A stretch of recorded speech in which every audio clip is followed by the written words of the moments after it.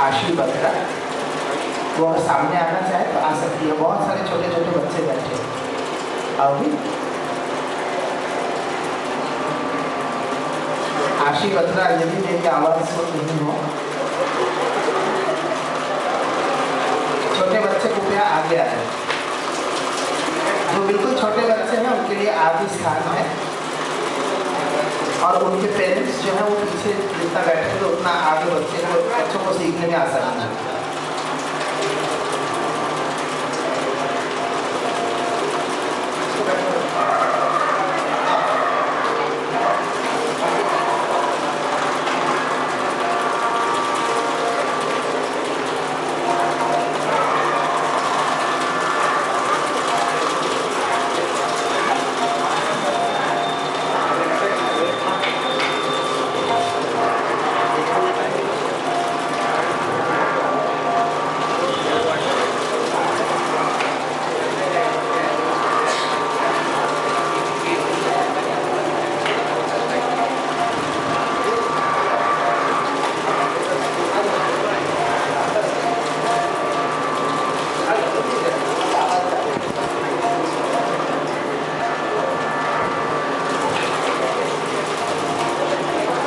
रविवार की अलसाई, थोड़ी सुस्त सी सुबह 9 बजे आप सबका यहाँ पहुँचना अपने आप में एक आश्चर्यजनक घटना ही है, तो ऐसा कहा जाए तो कम नहीं है।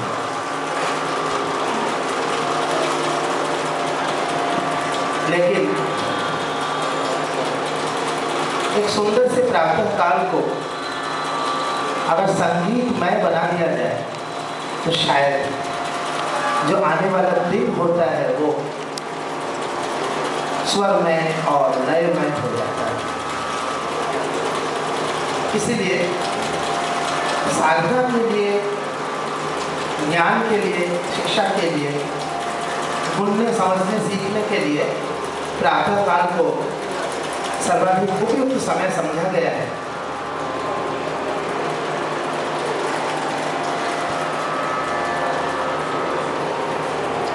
तो आज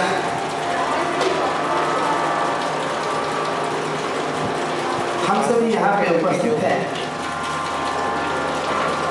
शिल्पायन के जो शिक्षा प्रविधि है, बाकी समय रिकॉर्डिंग लगी छोड़ी। शिल्पायन की इस नवीन शिक्षा प्रविधि का एक बड़ा ही आवश्यक अंग है कार्यशाला या वर्कशॉप।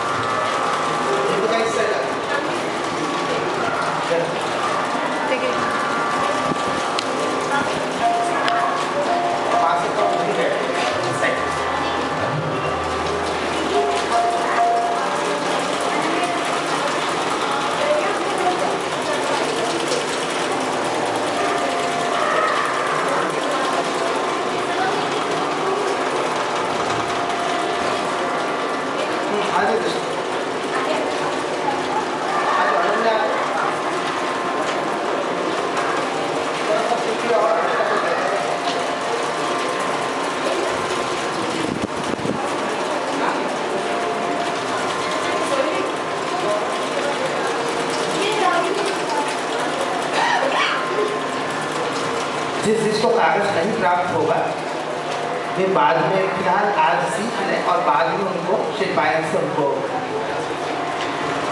उपलब्ध करा दिया जाएगा। उनको बैठना है, पानी देना, बैठना है ना। तो जैसे कि मैं डॉक्टर राघवी शर्मा जी से अनुरोध है कि वो पंडित किशोर मिश्रा जी जो बाहर खड़े हैं उनको अंदर लाने का कष्ट करें।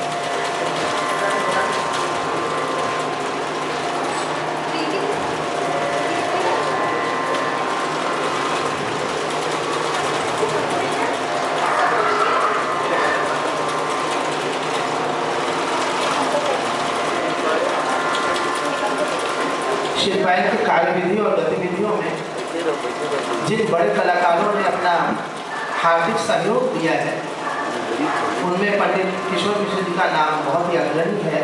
श्री पायल के हर कार्य में वे कंधे से कंधा मिलाकर खड़े होते हैं। आज उनको यहाँ उपस्थित होने के कारण हम उनका स्वागत करते हैं।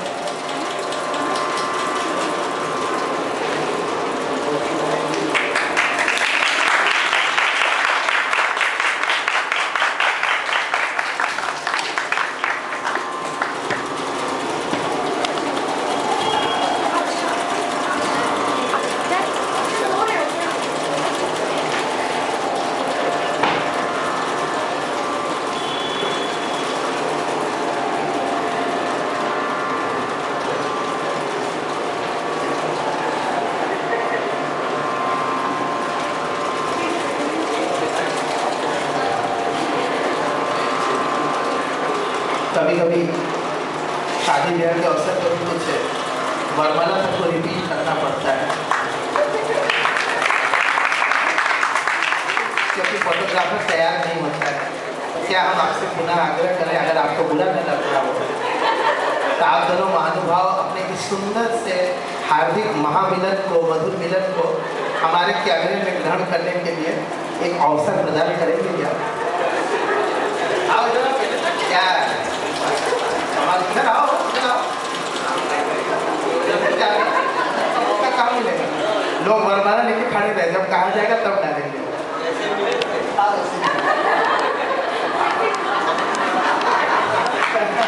ये अगले साल के भी हो गए। आप सबको बहुत बहुत धन्यवाद। हम चाहते हैं कि माहौल ऐसे ही खुशनुमा रहे। ये स्थल हम लोगों के लिए बहुत ही यादगार स्थल है। हमें उम्मीद है कि अभी स्मृतियाँ इतनी धुंधली नहीं पड़ी होंगी। लोग 51 में से अभी 31 कम से कम याद तो रखे ही होंगे, धीरे धीरे घटता जाएगा। 21, 11, फिर शायद 1 और फिर शायद विस्मृति। लेकिन इस स्थल का अपना एक महात्म्य है। जब भी हम लोगों ने कुछ कार्यक्रम किए यहाँ पे, वे अत्यंत सफल हुए। इसके लिए हम जो धन्यवाद ज्ञापन बाद में किया जाता है वो पहले ही कर देते हैं। फादर चंद्रकांत जी को मैं हार्दिक धन्यवाद देता हूँ इस स्थल को हमें हमारे हर यादगार क्षणों के लिए उपलब्ध कराने के लिए।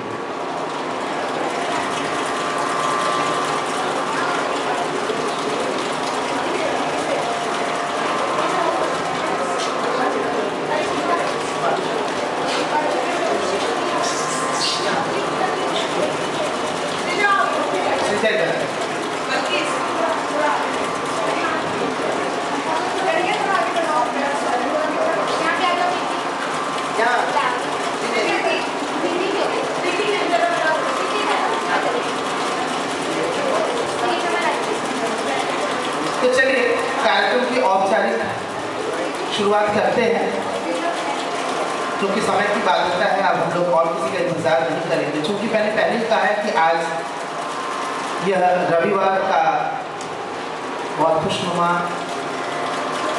और अलसायर सा सुबह है, तो हम उसमें थोड़ा विलम्ब हो गए हैं। इसके लिए हम थोड़ा क्षमा प्रार्थी हैं, क्योंकि हम लोग अपने कार्यक्रम में अमूमन विलम्ब नहीं करते हैं। लेकिन आज मैंने सोचा था कि रविवार का कुछ आदर कर लिया जाए। अब सबसे पहले हम हमारे आज के इस कार्यशाला के मुख्य वक्ता गोरखपुर के प्रख्यात विद्वान पंडित शरदमणि त्रिपाठी जी, जो संगीत के क्षेत्र में दधीपमान नक्षत्र पंडित राम नारायण मणि त्रिपाठी सरसंग जी के सुपुत्र हैं। उनका स्वागत करने के लिए मैं श्री जयदेव मुखर्जी से आग्रह करूंगा कि वे कृपया आ करके माल्यार्पण करके स्वागत करें।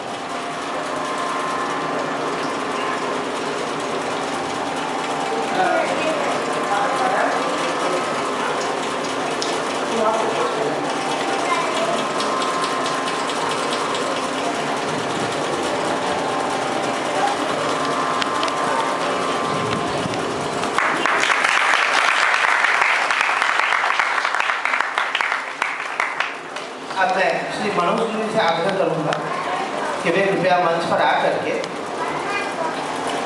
आज के मुख्य सहयोगी कलाकार और हमारे शिल्पायन के अभी श्री सौम्यकांति मुखर्जी जी को माल्यार्पण करें।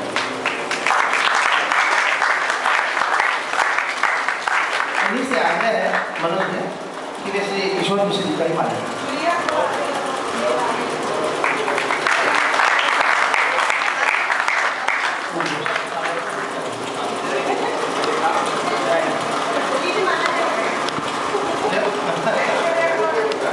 अब उद्घोषक महोदय जी से आग्रह के माला ग्रहण करें।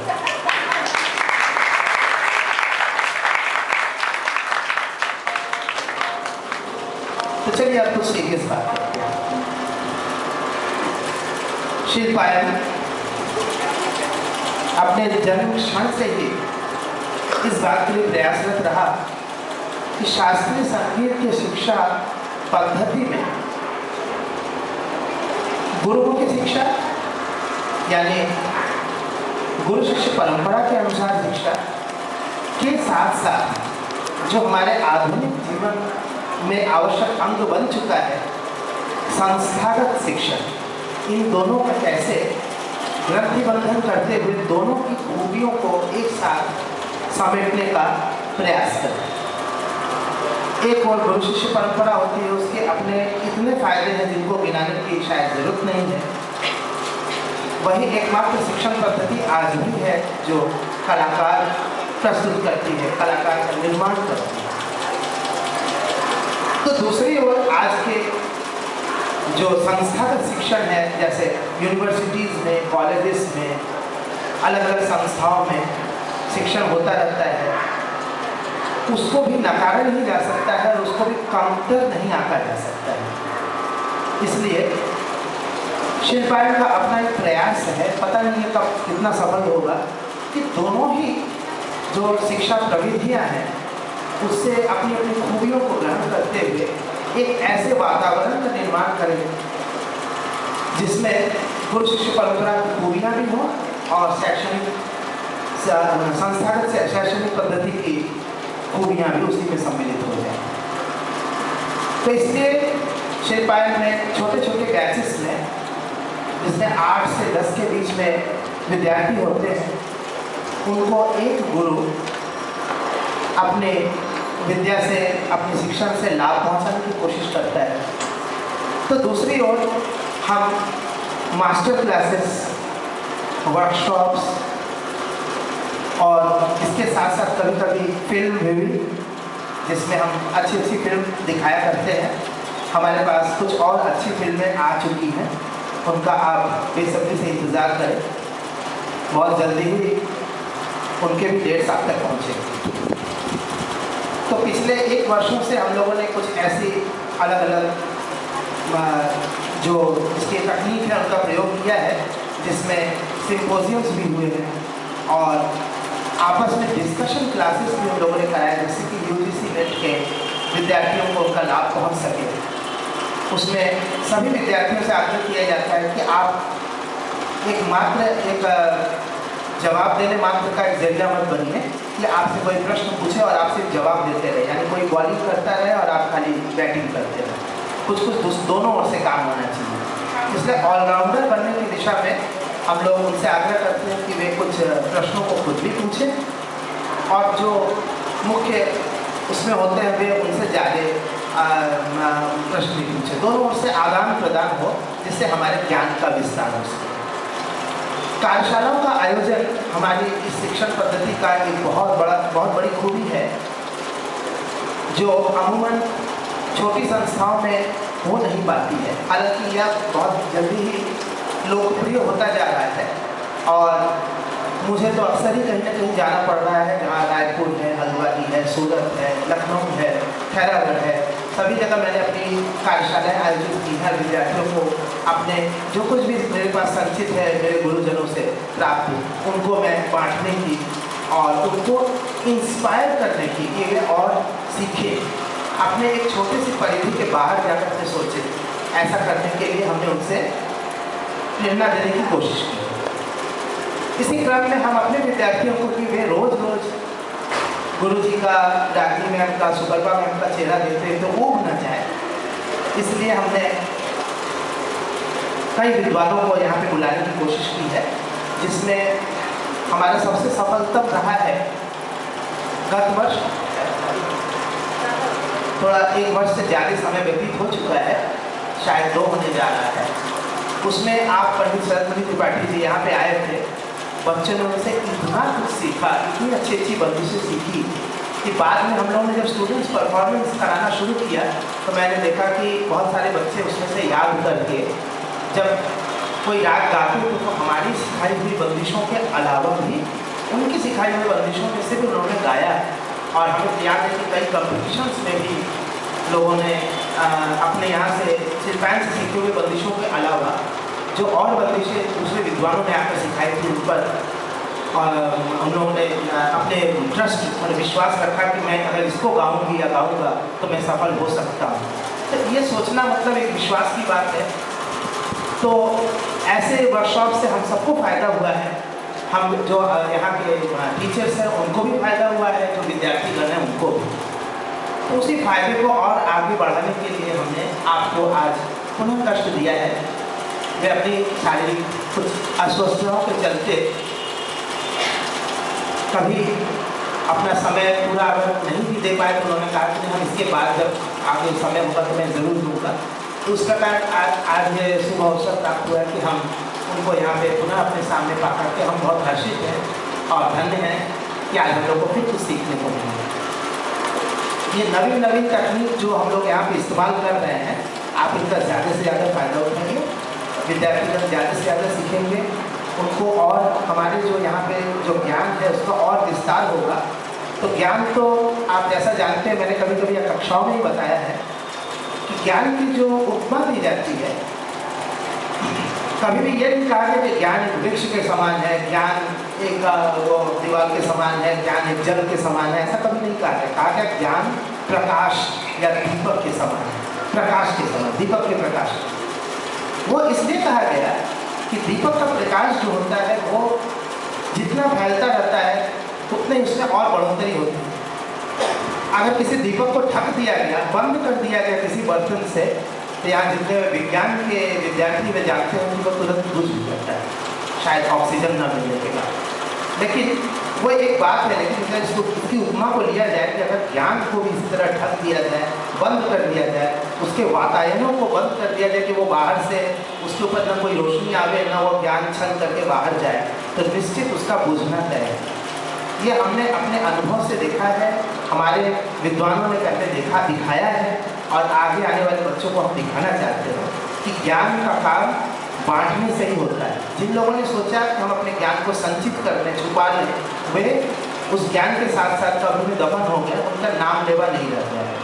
चाहे वो कितनी ही बड़ी बड़ी उपाधियों से विभूषित लोग हैं, हमारे काशी में भी ऐसे बड़े बड़े व्यक्ति रहे हैं, लेकिन मुझे पता है कि उनका नाम लेने वाला कोई न रह गया है और न थोड़े दिन बाद बिल्कुल ही नहीं रह जाएगा। किताबों में पढ़ी जाएगी उनके बारे में, क्योंकि उन लोगों ने अपने ज्ञान को सिर्फ बंद रखा है।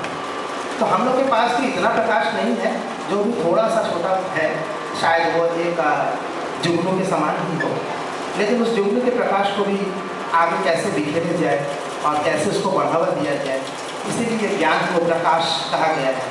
और प्रकाश की एक और विशेषता होती है कि अगर वो एक प्रकाश से दूसरे प्रकाश, यानी एक दीपक से दूसरे प्रकाश को प्रज्वलित भी करती है और उससे कुछ घटता नहीं बल्कि बढ़ता चला जाता है। जैसे अगर एक दीपक है, उसने अगर 4 दीपक को और जला दिया तो पहले वाला दीपक बंद नहीं हो जाता है, ख़त्म नहीं हो जाता है, वो और अच्छी तरह से प्रकाशवान हो जाता है, क्योंकि उसके पास 4 और दीपक जलने लगते हैं।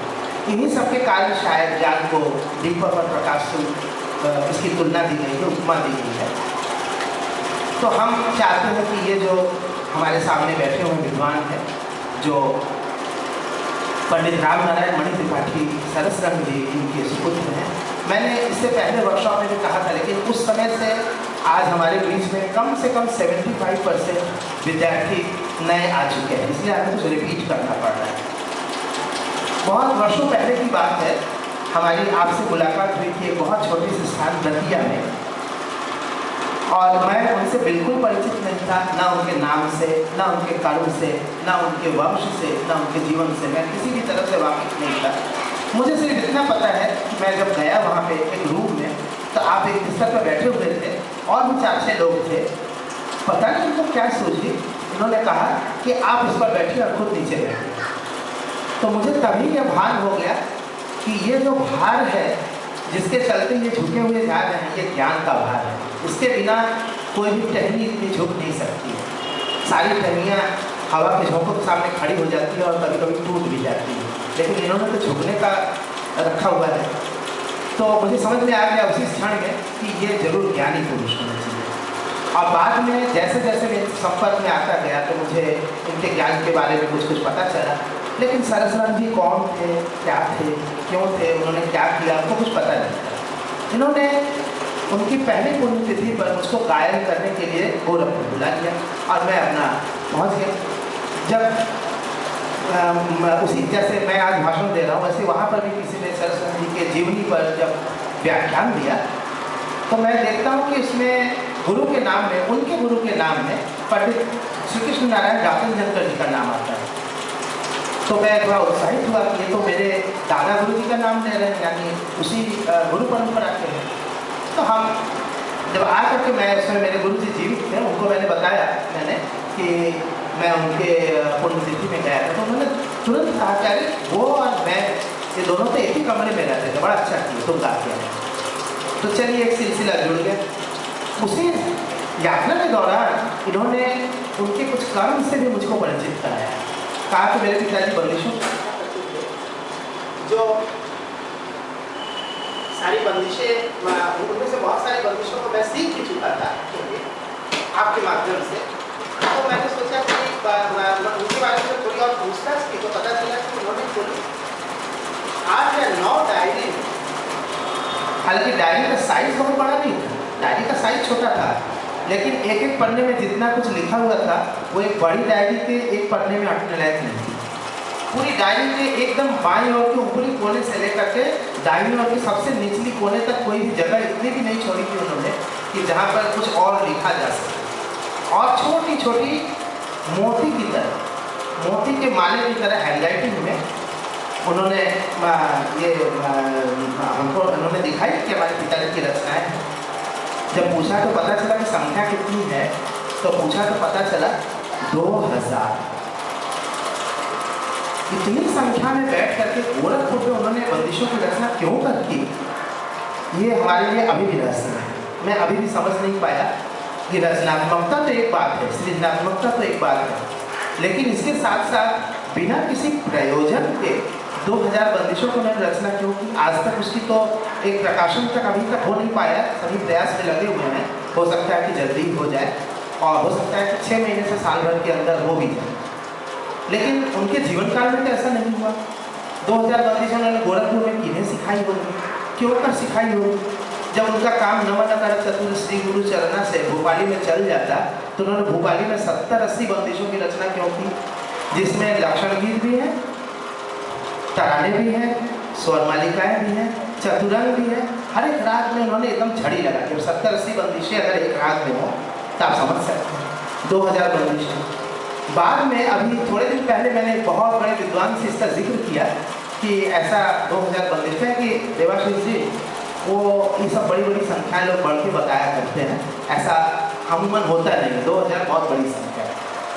तो हमने उनको बताया कि मैंने अपनी आँखों से देखा है, इसलिए मैं ऐसा कह सकता हूँ, क्योंकि एक एक डायरी के एक एक पन्ने में अगर 1 से 1.5 बंदिश हो और 365 पन्ने हो, उसमें सब में कुछ ना कुछ लिखा हो, इतनी सारी संख्या हो सकता है 2000 से ज़्यादा हो।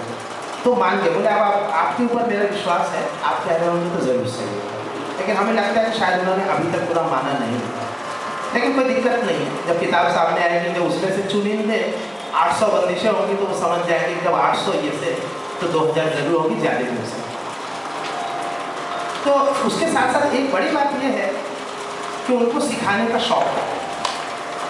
उनमें से सिखाए हुए बहुत सारे लोग आज जो है कहीं ना कहीं अध्यापक है, सिखा भी रहे हैं, लेकिन बहुत सारे लोग दुर्भाग्य से, हालांकि सौभाग्य कहा जा सकता, पता है सबके जीवन की अपनी बात है, कोई रोटी बेल रहा होगा, कोई बिस्तर पर पड़ा होगा, कोई दुकान भी चला रहा है, ऐसे लोगों को उन्होंने सिखाया।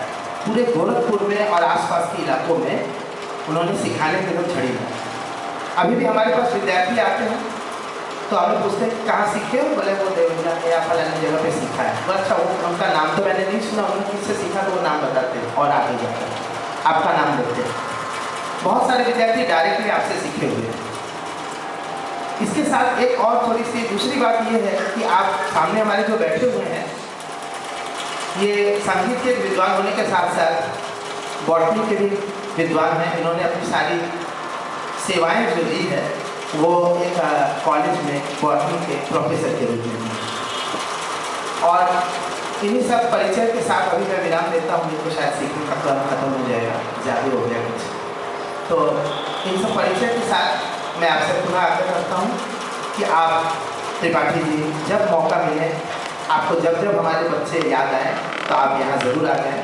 हम आपके स्वागत में पलक पाँवड़े बिछा खड़े होंगे और आपसे सिखाई हुई चीज़ों को हम बहुत यत्न के साथ ग्रहण करके उनको प्रयत्न के साथ हम और आगे सभाओं में गा करके सरस्वती जी के नाम को और आगे बढ़ाएंगे, उनके कर्मों से दुनिया को परिचित करेंगे।